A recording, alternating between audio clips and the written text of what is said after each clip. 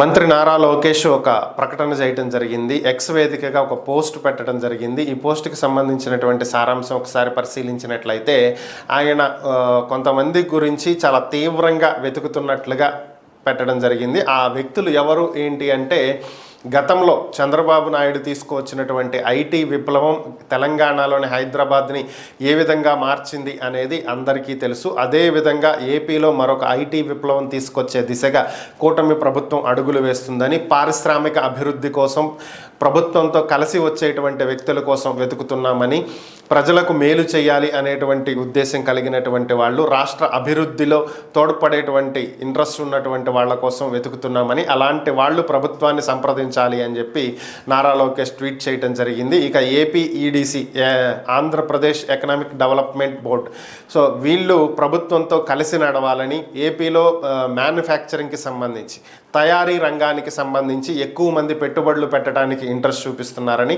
అటువంటి పరిశ్రమలు ఏవి వచ్చినా సరే వెంటనే వారికి సంబంధించి ఎంఓయూలు కుదుర్చుకుని వారికి త్వరితగతిన పర్మిషన్లు వచ్చేలాగా చూడాలని చెప్పి ఆయన తెలియజేయటం జరిగింది. దీని ద్వారా ఏపీ పారిశ్రామికంగా అభివృద్ధి చెందడంతో పాటుగా ఏపీ నెంబర్ 1 పొజిషన్లో నిలిచేటువంటి అవకాశం ఉంటుందని, అప్పుల బారి నుంచి బయటపడటానికి ఇది ఒక మంచి అవకాశం, సంపద సృష్టించగలుగుతామని చెప్పి ఆయన అధికారులకు తెలియజేయటం జరిగింది.